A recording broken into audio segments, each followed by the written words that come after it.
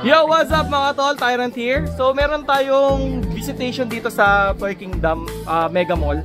Nakakuha tayo ng mga ini-scalp ng mga scalpers. Buti na lang sila ate. Yan sila ate, nag-ano lang sila ng one at a time for the UX10. Ayan. Then shoutout pala dito kay Dionela. Ayan, oh, shoutout. What's up? Ayan. Go shoot, alright. So ayan, check out na namin to. May mga na-meet kaming friends. Ayan, si Sir Von, pati si Sir Elmer. Ayan, sir. Ayan, bayaran na natin to. Kasama ko si Sir. Ayan. Let's go. Alright, ayan na. Nakabili na tayo. Ayan, guys, nandito na tayo sa sasakyan. So, uwi na tayo. Excited na akong buksan natin to. Sobrang daming tao doon sa Toy Kingdom Mega Mall. Grabe, kasi lalo na dumagdag kasi nandun si Dionela. So yun, mukhang lalaro na rin eh, no? Siguro naglalaro na rin siya, hindi ko lang alam. Ang dami niya mga tinitingnan doon eh. Tapos nagtanong-tanong siya doon sa mga veterans doon na kung ano yung mga dapat bilhin. Mukhang mapapag-go shoot na rin doon talaga siya eh. Para sa mga scalpers dyan, no? Hindi nyo na pwedeng gawin yung ginagawa nyo sa iba't ibang toy store, lalo na sa Toy Kingdom, no? Yung mga high value item or yung tawag na hotcake items nila, hindi na nila nilalabas.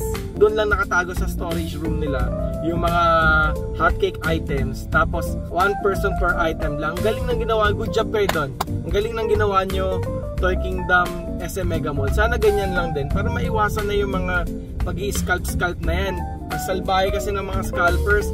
Biruin mo, bibili sila ng SRP price, tapos pag wala ng stock, ilalabas nila yung mga binili nila na item, tapos tutubuan nila ng worth 500, 700, 800, diba? Maawa naman kayo sa Beyblade X community.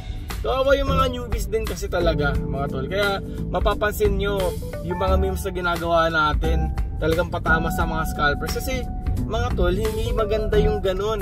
Nakakasira kayo ng community. Maghanap kayo ng ibang pagkakakitaan. Huwag yung pagkakakitaan nyo yung mga pamiso-miso lang, yung mga hundreds lang.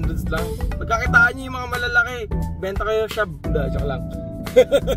Joke lang yun. Pasok kayo dito sa company namin, no, sa Bismack. Kung gusto nyo talaga magbenta, dito kayo magbenta sa amin, no. Magaganda yung mga items namin. Pero yun na nga, ang point ko lang is sana maiwasan na yung pag-hoard. At shoutout din pala dun sa admin ng marketplace ng Beyblade X dito sa Philippines. Good job yung ginawa nyo doon. Kudos doon sa pag-post nyo na bawal mag-resell ng mga bunky items dun, lalo na sa mga hotcake items, no? Good job yun, good job. Maraming salamat, no? Thank you so much. Ayan yung post na to, papakita ko na lang. So kita-kits sa bahay din, pakita ko na sa inyo yung mga binili natin. Let's go! Ayan, alright guys, sa bahay na tayo. At ito na natin pinamili.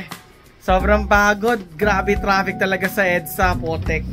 Pero at least meron tayong nakuwang Beyblade na ini-scalp ng mga scalpers.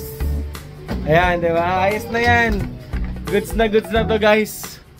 Worth it yung pagod, no? Salamat sa lahat ng mga nakasama natin kanina, no? Lalo na dito sa idol natin na si, pangalan niya, Dionela. Ayun, shoutout doon. Thank you sa inyo, brother. Tapos sa kay Von, shoutout sa iyo, din kay Elmer. Hanggang sa susunod na vlog. See you next time. Bye. Kapagod.